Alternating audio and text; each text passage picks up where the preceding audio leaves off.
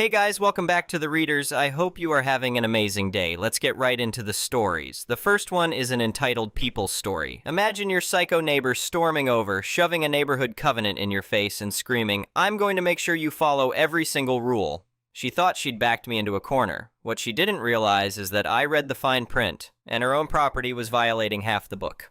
About 3 years ago, I bought my first house. It wasn't anything fancy, just a modest 3-bedroom in a quiet suburban neighborhood with tree-lined streets and well-maintained lawns. The kind of place where people wave at each other in the morning and everyone seems to know everyone else's business, but in a mostly harmless way. When I moved in, most of my neighbors were friendly enough. The couple next door brought over cookies. The family 2 doors down invited me to their 4th of July barbecue. Everything seemed pretty normal. My house is positioned so that the front porch and driveway are clearly visible from across the street, and there's a side yard that runs along the property line where I have a fence separating my yard from the sidewalk. It's a corner lot, so I have a bit more yard space than some of the other houses, which was one of the reasons I liked it. For the first few months, everything was great.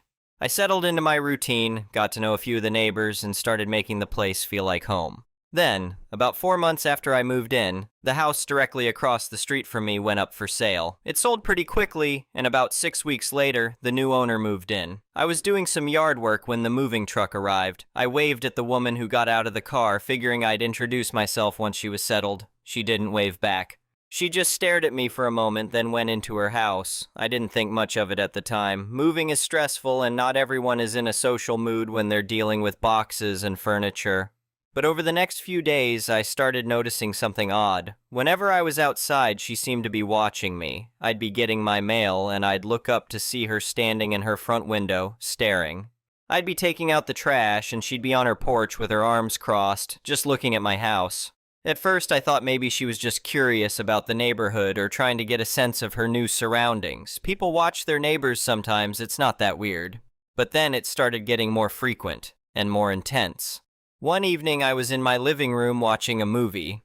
I had the curtains open because I like natural light during the day and hadn't bothered to close them yet. It was around 8 o'clock, just starting to get dark outside. I happened to glance toward the window and saw her standing in her driveway staring directly into my house. Not just looking in the general direction, but actively watching what I was doing inside my own home. I got up and closed the curtains, feeling uncomfortable. That was the first time I really started to think something was off about this woman. Over the next couple of weeks, it got worse. Every single time I was outside, she was watching. If I was in my front yard, she'd come out to her porch. If I was in my driveway working on my car, she'd be standing at her window. It felt invasive and creepy, but I tried to tell myself I was being paranoid. Maybe she just happened to be outside at the same times I was. Maybe it was a coincidence. Then came the incident that made me realize this wasn't a coincidence at all. It was a Saturday morning and I was making breakfast. I was standing at my kitchen counter, which faces the side yard, scrambling some eggs and listening to music. I glanced out the window and froze. There she was, standing in my side yard, right up against the fence, peering into my kitchen window. My side yard isn't visible from the street. She would have had to walk down the sidewalk and then deliberately position herself at the fence line to see into that window. This wasn't casual observation, this was active spying.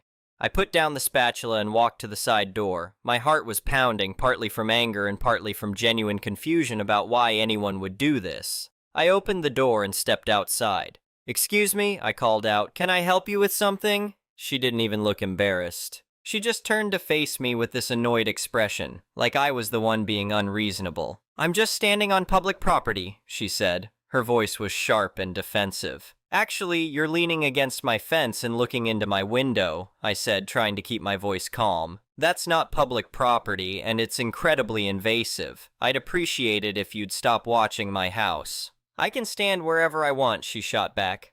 "If you don't like people seeing into your house, maybe you should close your curtains." I couldn't believe what I was hearing. She wasn't denying what she was doing. She was just acting like she had every right to do it.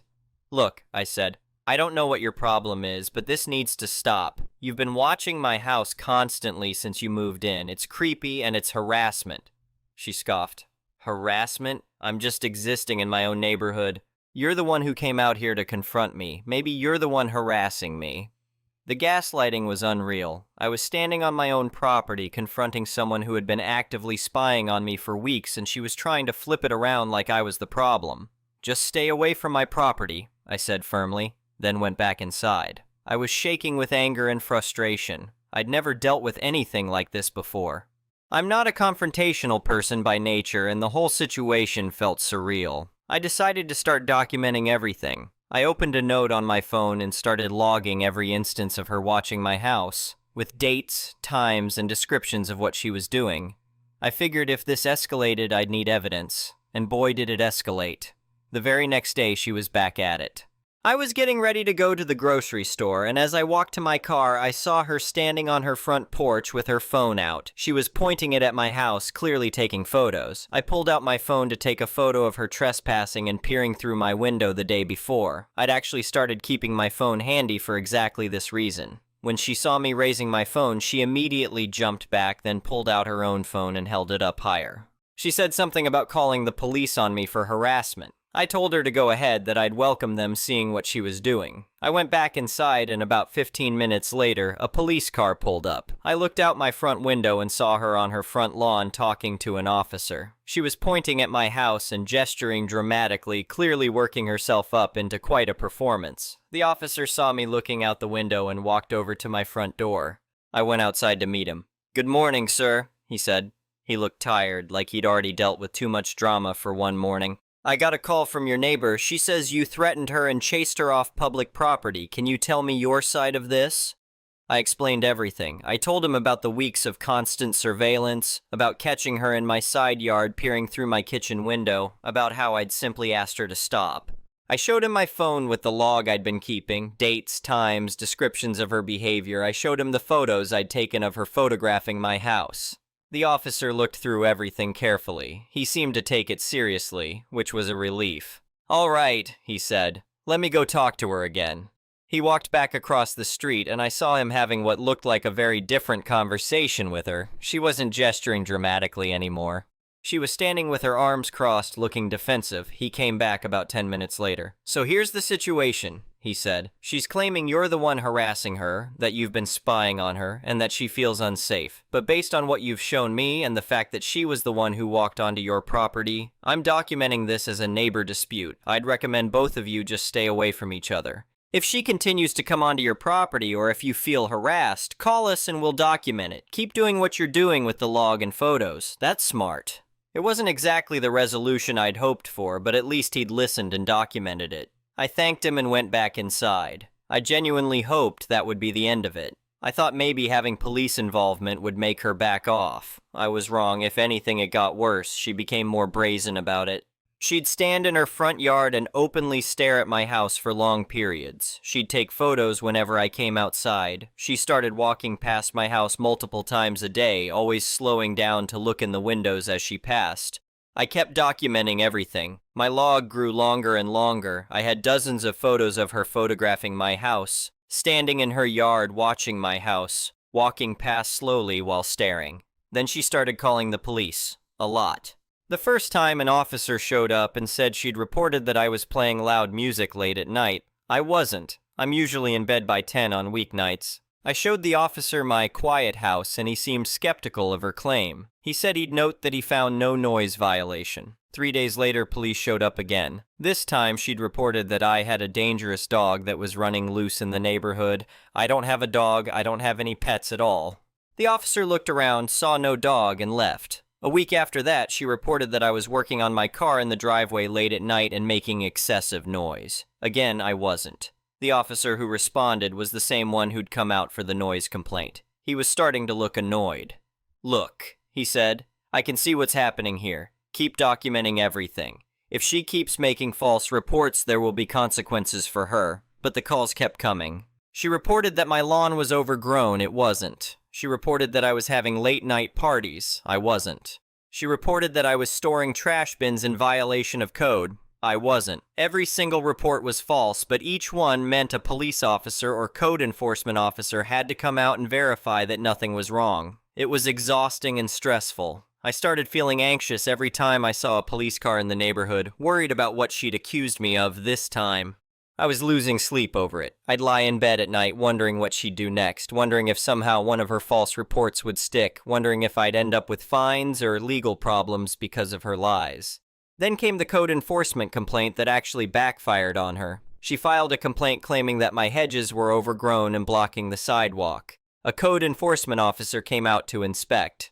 He looked at my hedges, which were neatly trimmed and nowhere near the sidewalk, and then he looked across the street at her property. "Sir," he said, "your hedges are fine, but I noticed that hers are actually in violation. They're extending into the public right-of-way." I hadn't even noticed, but he was right. Her hedge was significantly overgrown and was blocking part of the sidewalk in front of her house. "I'm going to have to issue her a notice about that," he said. About a week later, she received a notice from code enforcement requiring her to trim her hedge. I saw her getting the mail, reading the notice, and then looking across the street at my house with pure fury on her face. But that wasn't the most satisfying part. After she got the notice about her hedge, she came storming over the next evening. I was on my front porch reading when she marched up my driveway with a stack of papers in her hand. She shoved a printed copy of our neighborhood covenant in my face, something I hadn't even known existed. "You want to play games?" she said, her voice shaking with anger. "Fine. Everyone on this street needs to follow all community standards. Since you want to play the rules game, I'm going to make sure you follow every single requirement to the letter." She went through the document, pointing at various rules with a shaking finger. My grass height had to be maintained between specific measurements. My garbage bins had to be stored out of sight except on collection days. Any exterior changes required written notification to all adjacent property owners. Vehicle maintenance had to be done in a garage, not a driveway. No work could be done that created noise before 8 a.m. or after 8 p.m. on weekdays. "I'll be watching," she said, jabbing her finger toward me. "If you slip up even once, I'll report it. You want everything by the book? Fine, we'll do everything by the book." She seemed to think she'd backed me into a corner or something, like she'd found the perfect way to make my life miserable. "That's completely fine with me," I said calmly. "I appreciate you bringing the covenant to my attention. I'll be happy to follow every rule exactly as written." She seemed satisfied with that and marched back to her house, probably thinking she'd won some kind of victory. Here's the thing, though. I actually read the entire covenant that night, every single word, including all the fine print and sections that most people probably never look at. I'm thorough like that, especially when someone's trying to use rules as a weapon against me. Buried in the middle was a section about property maintenance and curb appeal. It stated that all properties must maintain neat, trimmed landscaping that doesn't obstruct sightlines or create safety hazards. It also said that any exterior structures like sheds or fences needed to match the general aesthetic of the neighborhood and be maintained in good repair. As I read through the requirements, I started mentally inventorying her property, and I realized she had way more violations than just the overgrown hedge. She had a chain-link fence in her backyard that I could see from my side yard. It was rusty and falling apart in sections, with posts leaning at odd angles. The covenant specified that fences should be decorative wood or vinyl in good repair, and should match the aesthetic of surrounding properties. Her rusty chain link definitely didn't qualify. She also had a bright blue tarp covering something in her side yard that had been there for weeks. I'd noticed it before but hadn't thought much about it. According to the covenant, tarps or covering materials visible from the street were prohibited for more than 48 hours. Her lawn had several large dead patches and was overgrown in multiple areas, especially around the edges of her property. The covenant required maintained, healthy grass throughout the property. She had a collection of old flower pots and gardening equipment stacked along the side of her house, visible from the street. The covenant prohibited storage of equipment or materials visible from public areas. Since she wanted everything by the book, I decided to give her exactly what she asked for. I spent an evening taking detailed photos of every violation on her property. I measured distances where relevant. I cited the specific sections of the covenant that each issue violated. Then I filed formal complaints with the City Code Enforcement Office, which according to the covenant was responsible for enforcing these standards. I submitted everything through the official channels with documentation that would make an attorney proud. Within 2 weeks, she received 3 separate notices from the city about covenant violations on her property. Each one came with a deadline for correction and potential fines for non-compliance. The first notice was about the fence. The second was about the tarp and stored equipment. The third was about the lawn maintenance and dead patches. I was in my front yard watering some plants when she came storming over with the notices clutched in her hand. Her face was red and she was practically shaking with rage. You petty, vindictive a-hole! She screamed at me. Several neighbors came out to their porches to see what the commotion was about. You reported me after I was trying to help you understand the rules? You told me everyone needed to follow all community standards, I said calmly, keeping my voice level and reasonable. I was very aware that we had an audience now. You said you wanted everything by the book. I'm just doing exactly what you demanded, making sure all community standards are followed. That's not what I meant, she sputtered. You were very clear, I said. You said you wanted every rule followed to the letter. You said you'd be watching to make sure I followed every requirement. I'm just doing the same thing. I'm making sure we all follow the rules. That's what you wanted, right? For everyone to follow the rules? She didn't have a response to that. She just stood there fuming, unable to articulate why it was okay for her to weaponize the rules against me, but not okay for me to do the same to her. You're going to regret this, she finally said, then stormed back to her house. I should have known that wouldn't be the end of it. A few days later, a detective from the local police department called me. He said there had been a report filed about harassment and stalking, and he needed to ask me some questions. My stomach dropped. I knew immediately that she'd escalated things. The detective came to my house that evening. He was professional and thorough. I showed him everything, my entire log of her behavior going back months, all the photos I'd taken, the documentation of all her false police reports, the code enforcement complaints from both sides, everything. He spent over an hour going through it all. He asked detailed questions about specific incidents. He took copies of everything. I'm going to be honest with you, he said finally. Based on what I'm seeing here, you're not the problem, but I have to complete a full investigation because she's made formal allegations. I'll need to interview some of your other neighbors, check the police response records, things like that. It'll take a couple weeks. I understand, I said. I just want this to stop. I can see that, he said. Keep documenting everything. Don't engage with her at all if you can help it.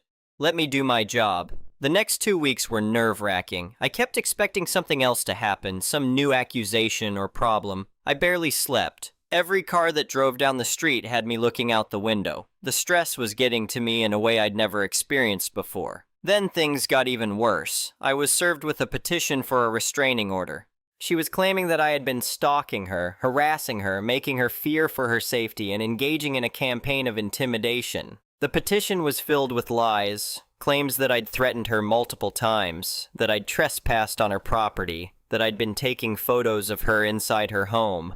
I felt sick reading it. These were complete fabrications, but seeing them written out in an official legal document was terrifying. What if the judge believed her? What if I ended up with a restraining order on my record because of her lies? I immediately hired a lawyer. I couldn't afford it, really, but I couldn't afford not to either. My lawyer reviewed everything I'd documented and said we had a strong case, but court proceedings are never guaranteed. The temporary restraining order hearing was scheduled for 2 weeks out. Those were the longest 2 weeks of my life. I couldn't focus at work. I couldn't sleep properly.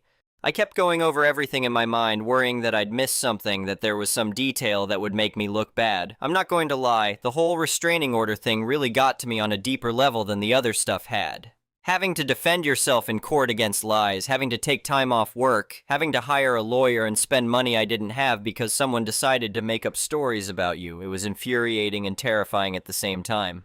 I lost sleep over it. I worried constantly that somehow the judge wouldn't believe me or that she'd somehow convince people I was the bad guy. Even though I knew I had evidence, there was this gnawing anxiety that the system might fail, that truth wouldn't be enough. When the hearing day came, I was a wreck. My hands were sweating, my stomach was in knots. I kept thinking about worst-case scenarios. But my lawyer was prepared.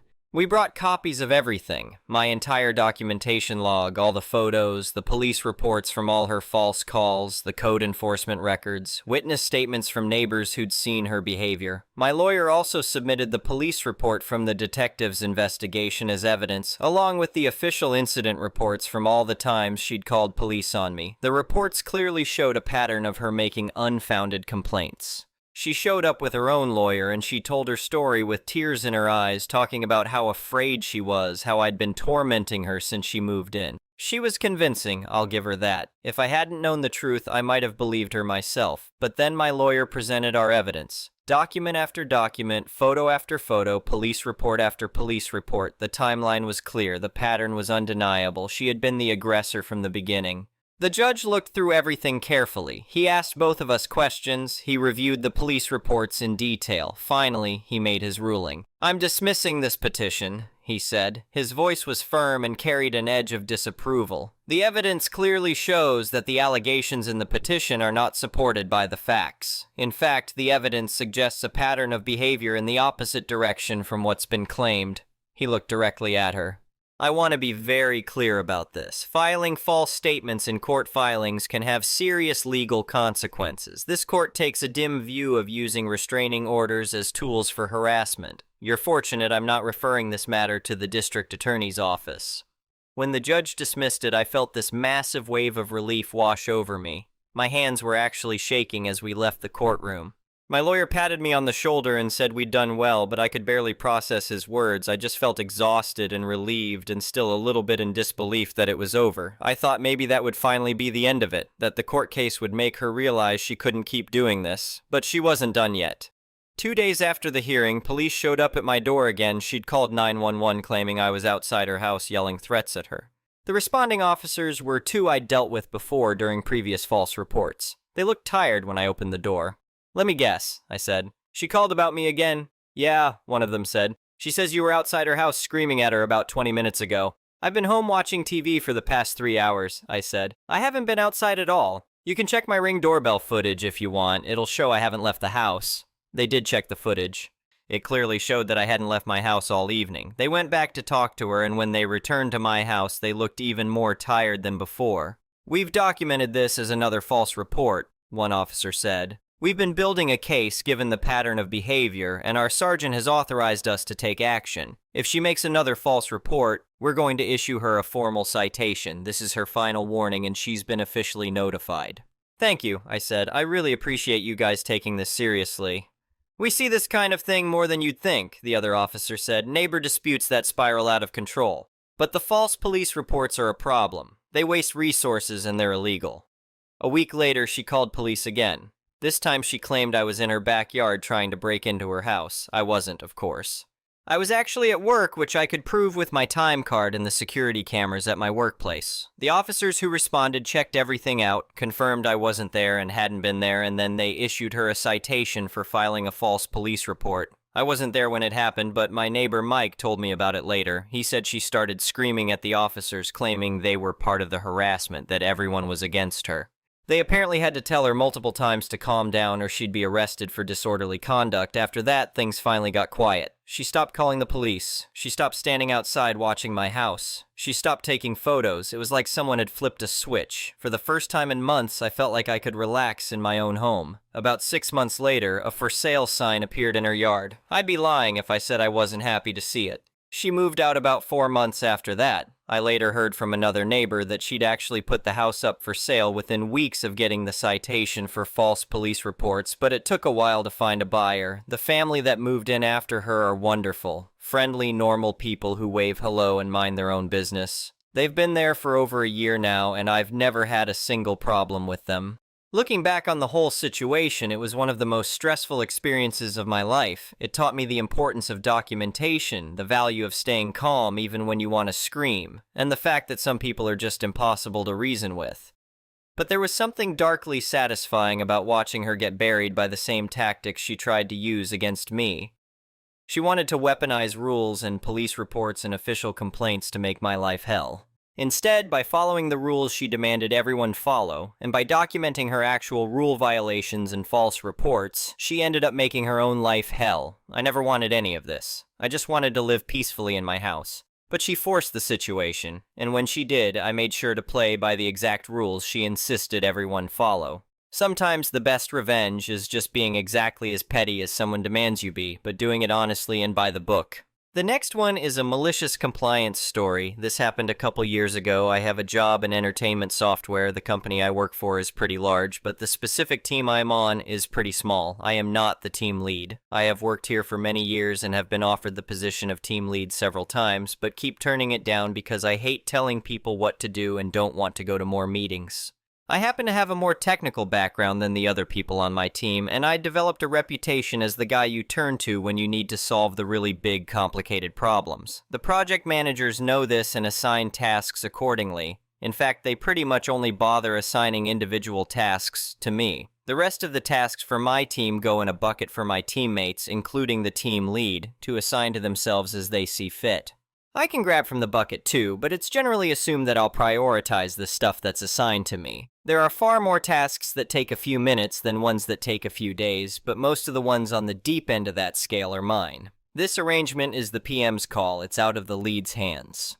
It's come up a few times that maybe I should be organized differently than the rest of the team for this reason, but I've never really followed up on that because I enjoy my job the way it is just fine. I'm a head down, take care of my crap, mind my own business kind of guy. Task assignment is handled by some janky software. Each task has an expected time to completion, but the minimum time is 1 day. The majority of the tasks in my team's bucket take less than an hour for most people. Because of this, the time budget for the tasks in the task bucket is pretty bloated. The time budget for the tasks assigned specifically to me is less bloated because most of my tasks are large enough to have more than 1 day assigned to them. I still accomplish much more than 1 day of task per day on average because I'm very good at my job. Everyone just knows to ignore the software's estimate for my team in general. It's more a list of stuff for us to do and less a measure of our productivity. A month and a half before the story takes place, the team lost its lead. I was asked again if I wanted to be the lead, which I again declined. Another member of the team, who I'll call Bill, was promoted to the position. Bill is not the most technical guy, which is fine. But he's also kind of insecure about the fact that he has little to say in what I'm working on despite being my lead on paper. I don't really care who the team lead is since most of my assignments come straight from the PMs anyway. In the month after Bill became lead, I completed 20 tasks, which was much more than a month's work according to the task management software. After that, I had a 2-week vacation that I had scheduled almost a year in advance. First thing Monday morning when I got back, Bill called me into a one-on-one. He started off by expressing that the task management software does a bad job of telling us how on schedule we are. I agreed. Then he pulled up a spreadsheet he made where he listed every individual task assigned to our team since he became lead. Which seems redundant since the task management software already has that, but his had 2 key differences. There was no time listed for each task, and it kept a running tally of the number of tasks completed by each team member at the top. Bill points to the 150 tasks on his own tally and the 20 on mine. He says he understands I've just gotten back from vacation and have only worked on these tasks for a month compared to his month and a half, but I've got to get those numbers up. I tried to explain that the type of tasks that I get tend to take longer. I even pointed out some of the specific tasks that were assigned to me and asked if he wanted to help with those if we finished all of the small tasks early. No, he admitted he wouldn't know where to start with those. But look, he said, he completed 150 days of tasks and the expected time to completion had only gone up since more tasks had come in. We're not going to run out of small tasks, especially if I'm not pulling my weight. I need to do at least 3 tasks a day or I'd get put on a PIP. It was at that point that I start actually looking at the tasks that he'd completed. And my first thought is, you've had a month and a half and you've only done 150 of these? These are 5-minute jobs. What's more, the other members of the team are around the 70-120 range, but they have more tasks that seem like they'd take a few hours to complete. Even worse, if you list the tasks alphabetically like the bucket does, you can see that he's taken groups of small ones from the list and skipped any of the larger ones. It's almost like Bill has been grabbing the easiest, fastest tasks from the bucket and then claiming that means he's more productive. Well, if Bill wants to claim that success is measured in how many tasks like this someone can do, he shouldn't have brought these rookie numbers. So here's where the malicious compliance begins. Immediately after the meeting, I scroll to a random spot in Bill's spreadsheet. There's a bunch of tasks clustered together that I can knock out in the same script file. After burning through those, I jump down the list to knock out another cluster of tasks that I know I can solve in a similar way to the first ones. Next on the list are some that are literally the same thing in different scenarios, which I plow through. I keep making my way down the list, and by EOD, I've done 95 tasks. The next day is similar, but I hit a cluster that are a little more involved and only managed to finish 65. Still, that's a little better than the 3 per day Bill asked for. Of course, I've meticulously assigned all of these to myself and marked them done on both Bill's and the task manager's spreadsheets. I don't know what happened behind the scenes. I know Bill has a regular meeting with the PMs on Wednesday mornings.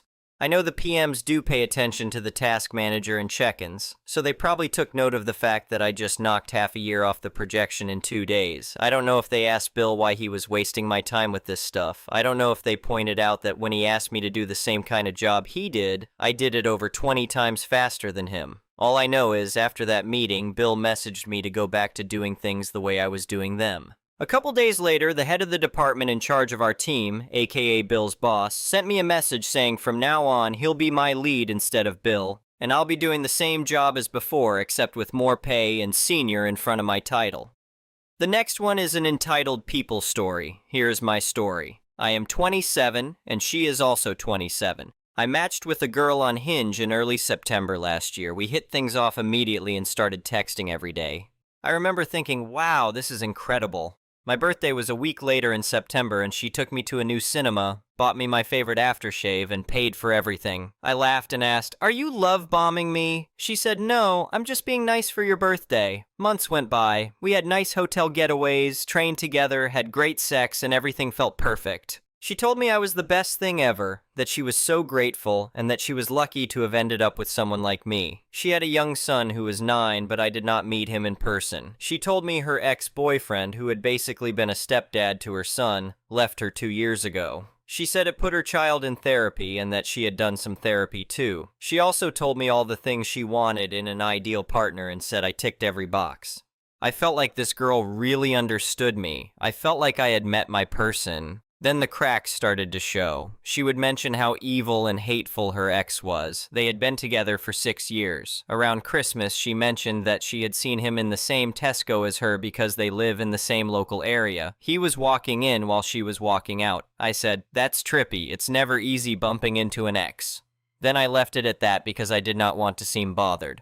We had a nice Christmas. I met her mother and her little sister, and things felt very good. I often stayed with her and her mother when her son was at his dad's house. She also told me about a time when she had been with someone else, and then she and her ex got back together after a year. She said she had told him things like, "Go out and cheat if it makes you feel better," because she had been with someone else during their time apart.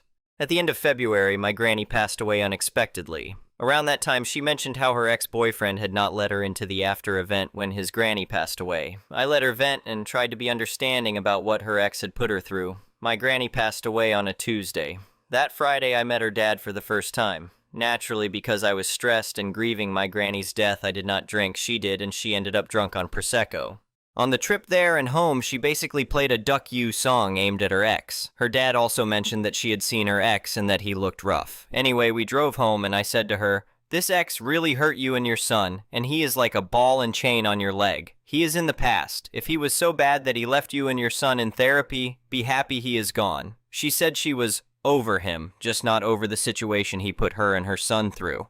When I said I was not happy that she was mentioning him during the same week I was grieving the death of my grandparents, she stonewalled me. I left her house and drove home to regulate myself. I had been with a previous girlfriend who stonewalled me, and it did a number on me. She knew this, and she also knew the hard week I had been having. She was drunk and proceeded to text me that I was never meeting her child and that we were done. I felt that was manipulative. We eventually sorted it out.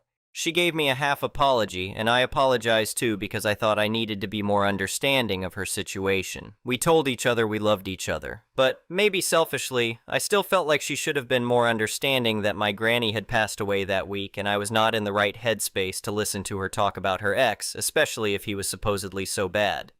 The next month was great. We did a charity 10K together and had a nice getaway.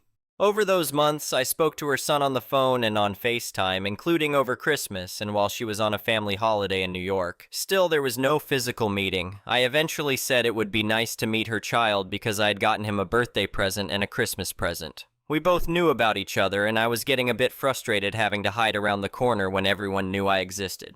"Bear in mind," I asked respectfully.